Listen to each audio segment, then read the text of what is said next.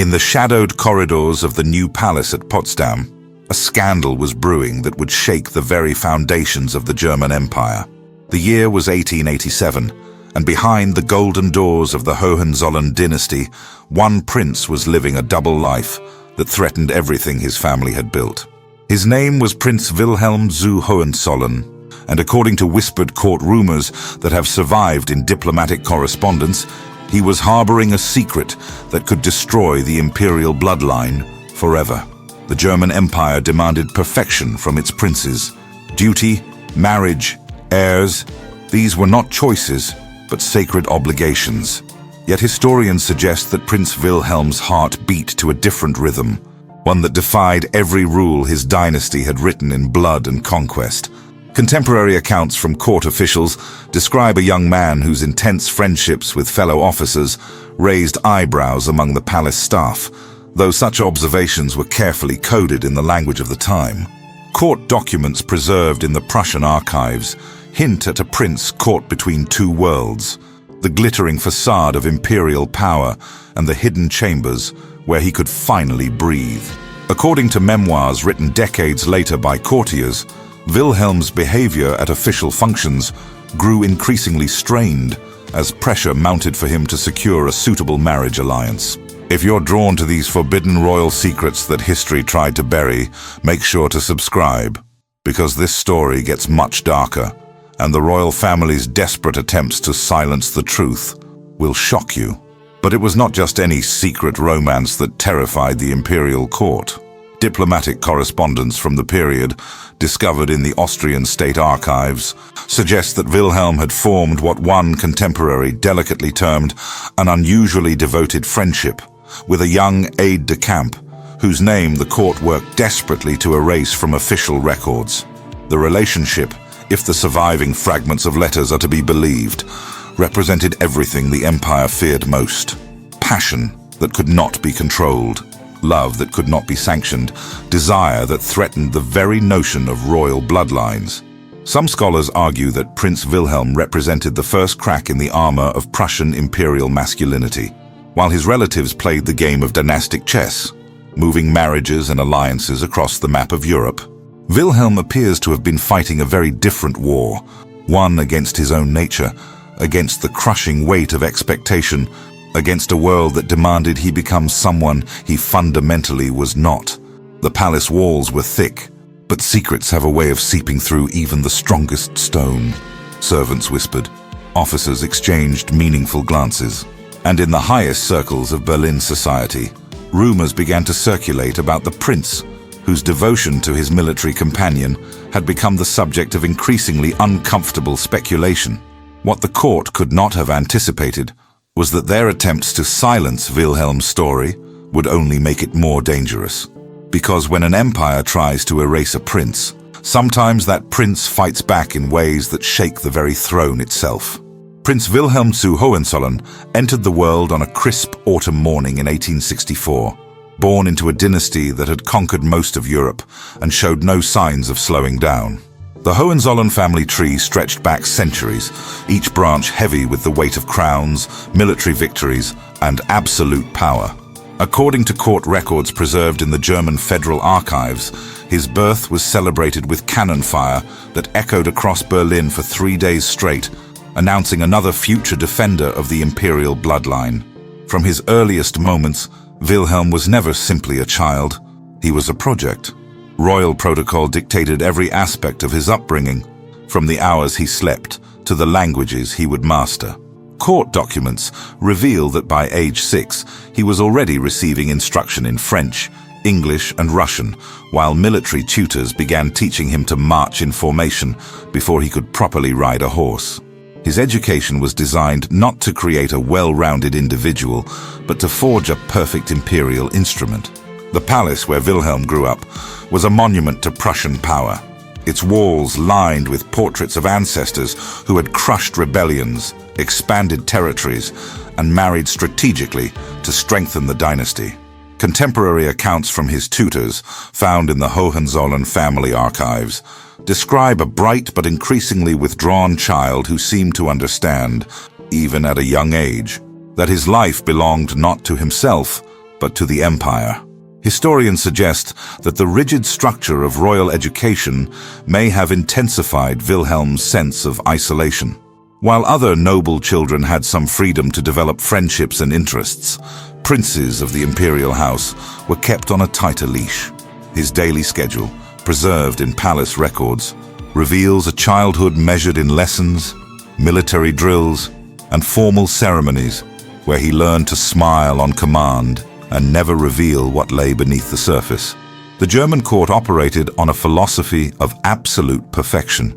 According to diplomatic correspondence between various European courts, any hint of weakness or deviation from the imperial model was considered a threat to the entire system. Princes were expected to be indistinguishable from one another in their devotion to duty, their readiness for war, and their eagerness to produce heirs who would continue the dynasty's stranglehold on power. Some scholars argue that this suffocating environment may have been precisely what created the conditions for Wilhelm's later struggles with identity and expectation.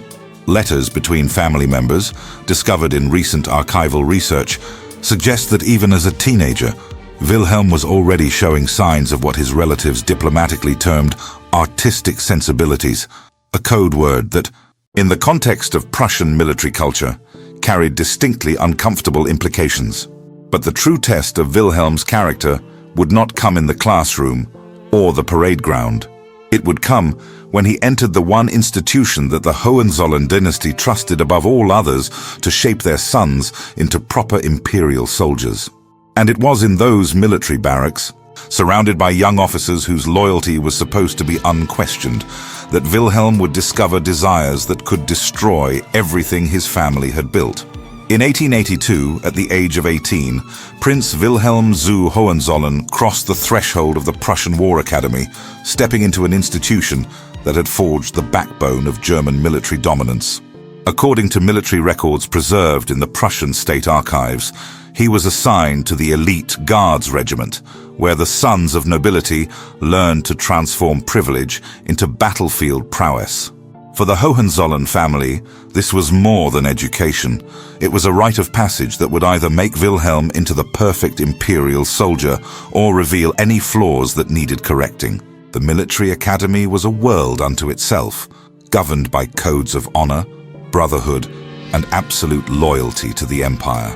Contemporary accounts from fellow cadets, documented in memoirs written decades later, describe Wilhelm as initially enthusiastic about military life.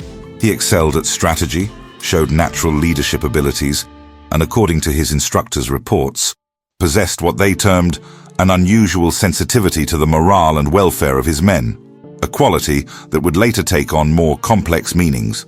But it was in this environment of intense male camaraderie that historians suggest the first signs of Wilhelm's different nature began to surface. Military life in the 1880s was characterized by deep bonds between officers, shared hardships, and relationships that often blurred the lines between friendship, mentorship. Letters with an academy official discovered in archival hint at concerns about Wilhelm's particular intense attachment to certain. The Prussian military celebrate masculine bond, but only when carefully. According to regimental records, Wilhelm's behavior began to attract attention when his friendships with fellow cadets appeared to exceed what senior officers considered appropriate boundaries. One report, filed by a commanding officer and preserved in the military archives, noted that the prince showed an excessive concern for the personal welfare and private thoughts of his closest companions. Some scholars argue that Wilhelm's natural empathy and emotional intelligence, qualities that might have been celebrated in another context, became sources of suspicion within the rigid hierarchy of military life. Documented incidents include his defense of younger cadets against hazing rituals, his habit of writing lengthy personal letters to fellow officers, and what one contemporary diplomatically described as his tendency to form exclusive friendships. The transformation was subtle but unmistakable. According to the memoirs of Count von Eulenburg, a family friend who maintained correspondence with the royal household, Wilhelm's letters home during this period began to change in tone.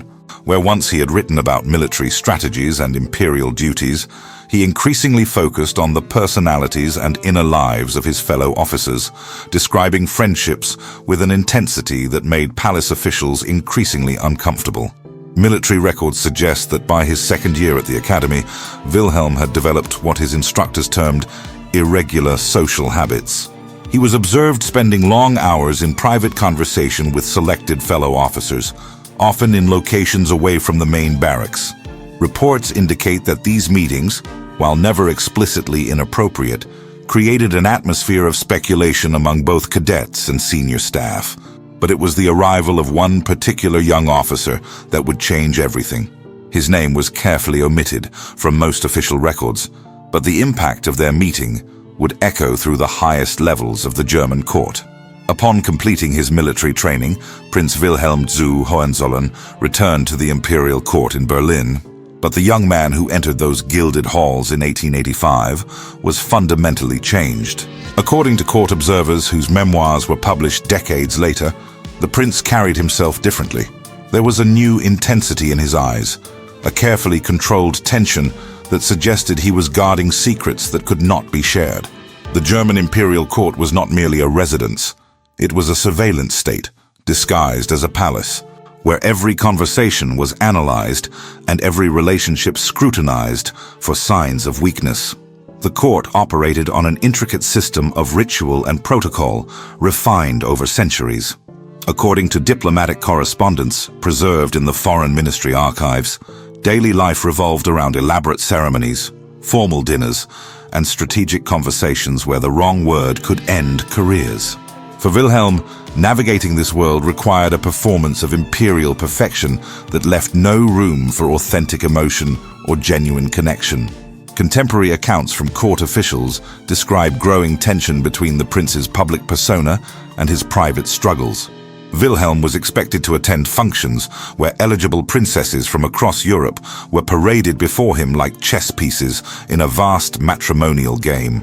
Letters between his mother and various European royal families, discovered in the Bavarian state archives, reveal an increasingly desperate search for a suitable bride who could anchor Wilhelm to his dynastic duties. But palace staff were beginning to notice disturbing patterns in the prince's behavior.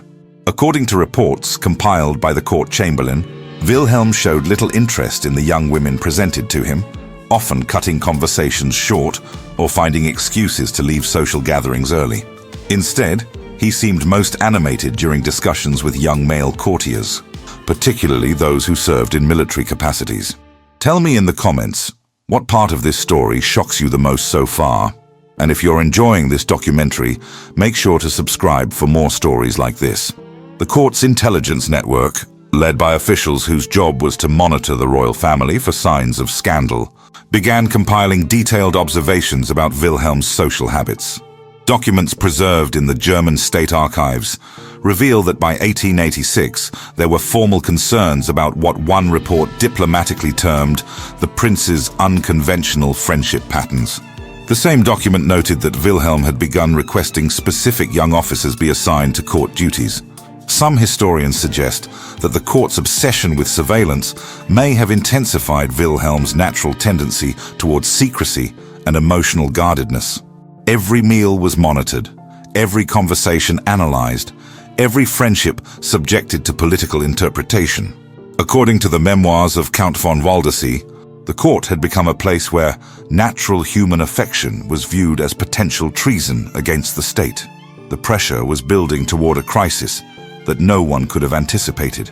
Wilhelm's apparent resistance to marriage, combined with whispers about his intense male friendships, was creating a powder keg of speculation and concern.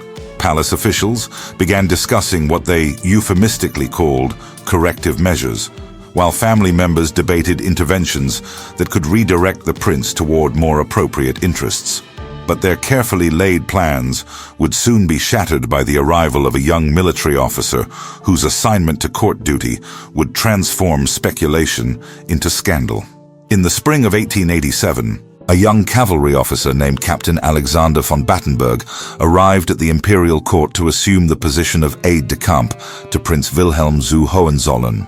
According to military assignment records preserved in the Prussian War Ministry archives, Battenberg was considered an ideal choice for the role, aristocratic by birth, distinguished in his military service, and possessed of what his commanding officers described as exemplary discretion and loyalty. No one could have anticipated that this routine appointment would trigger the most dangerous scandal in the Hohenzollern dynasty's recent history. Contemporary accounts from court observers describe the immediate transformation in Prince Wilhelm's demeanor upon Battenberg's arrival. According to the memoirs of Baroness von Spitzenberg, whose salon was frequented by court insiders, the prince appeared more animated and engaged than anyone had seen him in years. Court records indicate that Wilhelm specifically requested that his new aide-de-camp be quartered in chambers adjacent to his own apartments, a departure from normal protocol that raised eyebrows among palace staff. The duties of an aide-de-camp traditionally involved managing correspondence, coordinating official engagements, and serving as a trusted companion during both ceremonial functions and private moments. But historians suggest that the relationship between Wilhelm and Battenberg quickly evolved beyond these formal boundaries. Letters between court officials, discovered in the Austrian state archives, hint at concerns about the amount of time the prince and his aide-de-camp spent in private consultation, often behind closed doors for hours at a time. According to diplomatic correspondence from the period, Wilhelm's behavior during official functions began to change noticeably after Battenberg's arrival. Where once he had appeared distracted and disengaged, he now seemed focused and confident, but only when his aide-de-camp was present.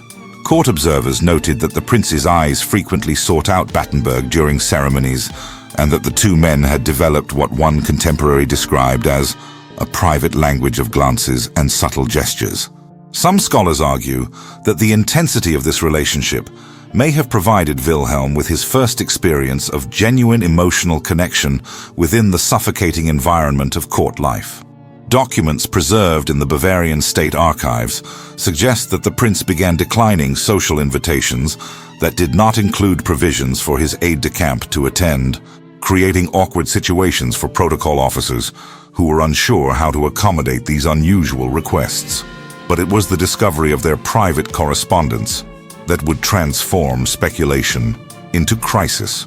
According to court intelligence reports, palace servants began finding discarded drafts of letters written in Wilhelm's hand that contained language far more intimate than appropriate for professional communication. One fragment, preserved in the German Federal Archives, included phrases that court officials found deeply disturbing, though the exact contents were deemed too scandalous to be recorded in official documents. The relationship that had begun as a routine military assignment was rapidly becoming something that threatened the very foundations of imperial propriety. Palace officials were facing an unprecedented situation: how to manage a prince whose devotion to his aide-de-camp was becoming impossible to conceal or explain away. And then came the letters that would change everything. Correspondence so explosive that it would force the imperial family to consider measures they had never imagined.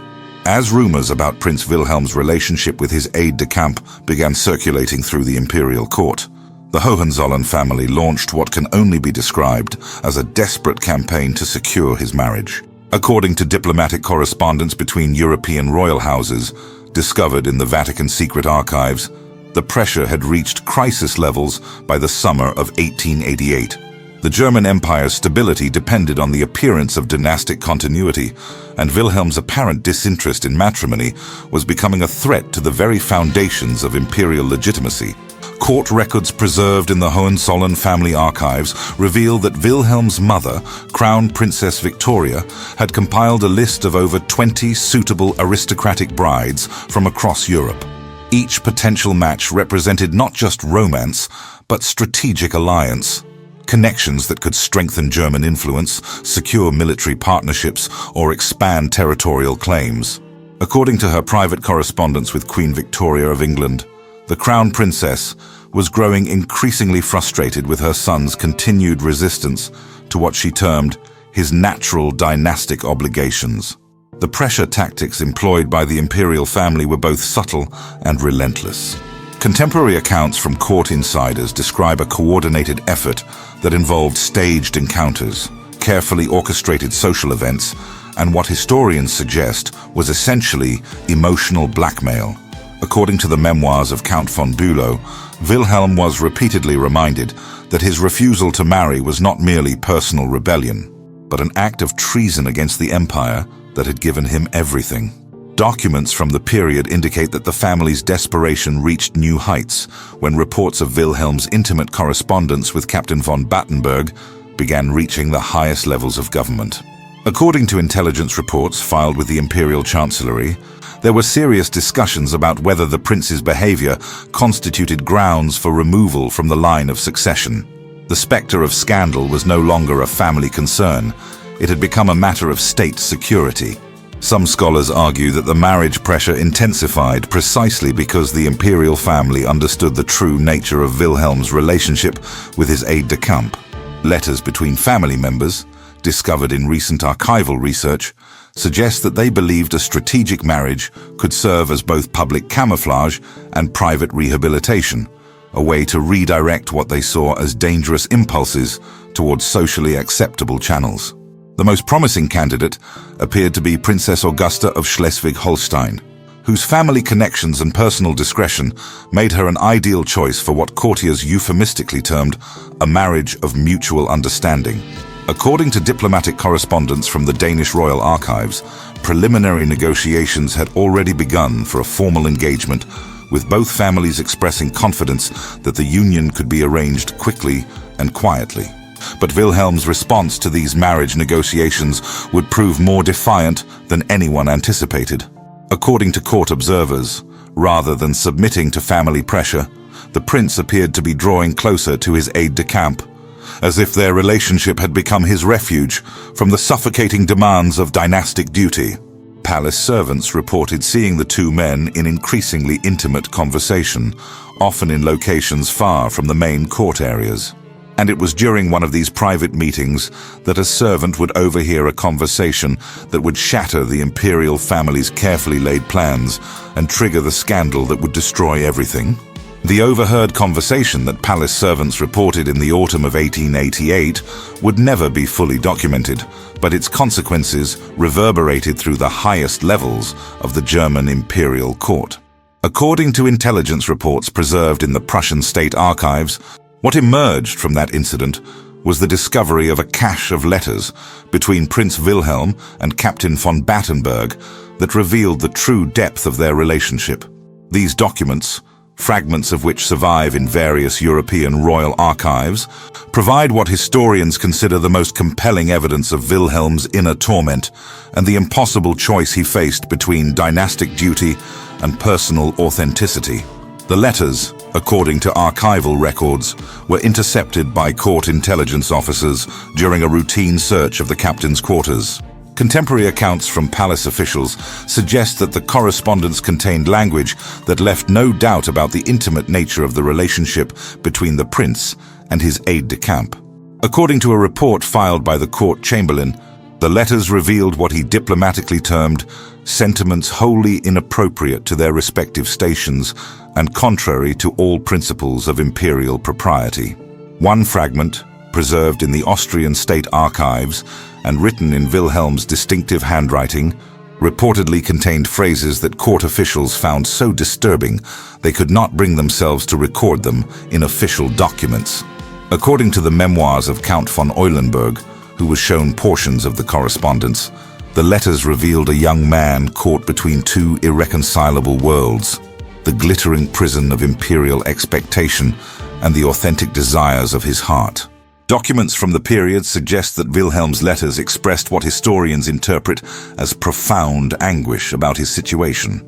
According to diplomatic correspondence between European courts, the prince appeared to understand that his feelings placed him in direct conflict with everything the Hohenzollern dynasty represented. Some scholars argue that these letters provide evidence of a man who was not merely struggling with forbidden desire, but with the fundamental question of whether authentic love could exist within the suffocating constraints of imperial life.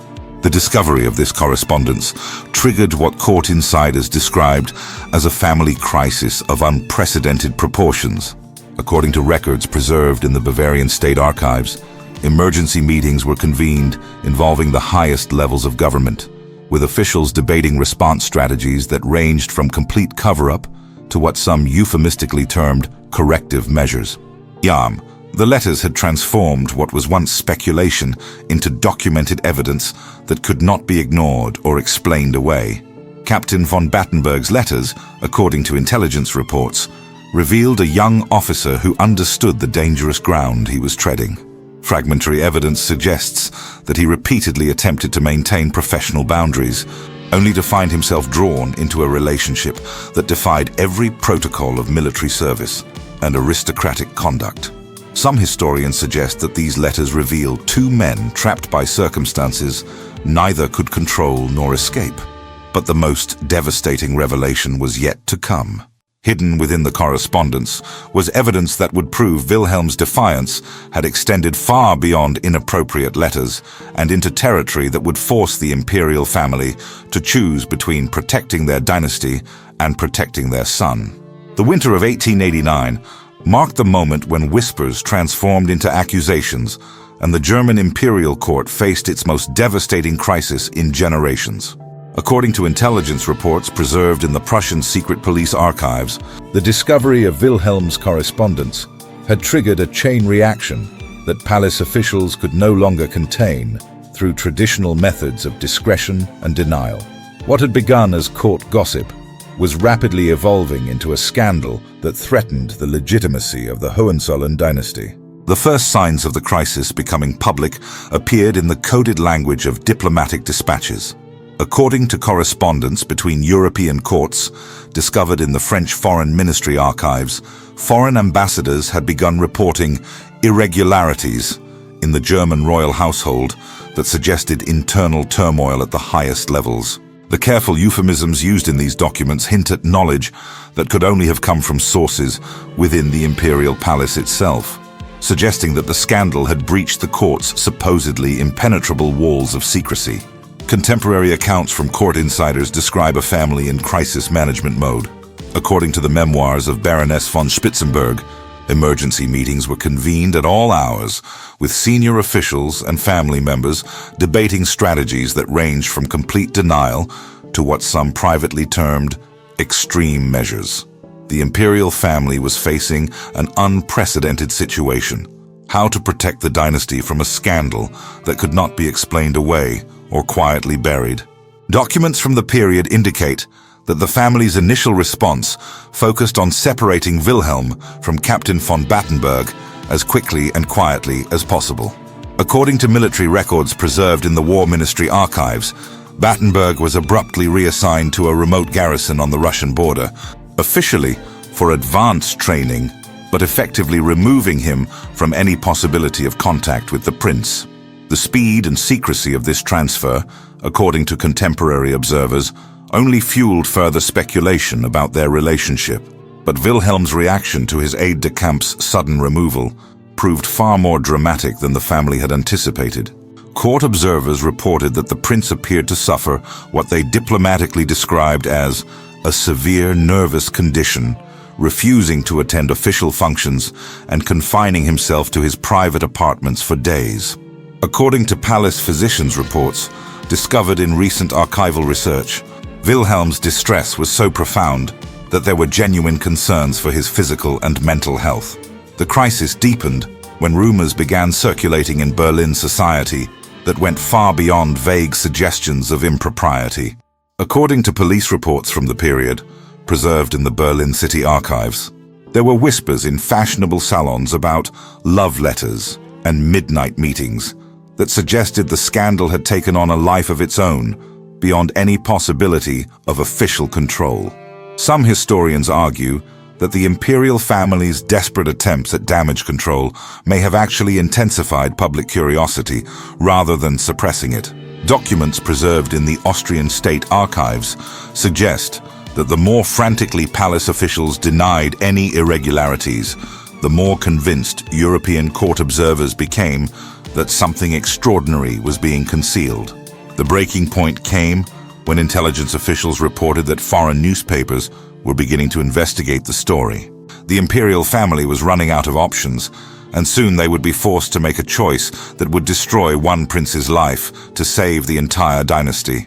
The decision that would destroy Prince Wilhelm's life came in the early spring of 1890, delivered not through official decree, but through the cold machinery of imperial bureaucracy. According to documents preserved in the Hohenzollern family archives, Wilhelm was summoned to a private meeting with senior court officials where he was presented with what they euphemistically termed an opportunity for extended travel and reflection. The reality, as contemporary observers understood, was exile disguised as voluntary retreat, a way to remove the prince from public life without the scandal of formal banishment. Court records indicate that Wilhelm was given a choice that was no choice at all, except immediate assignment to a remote diplomatic posting in the German colonies, or face the public exposure of his correspondence and the complete destruction of his reputation.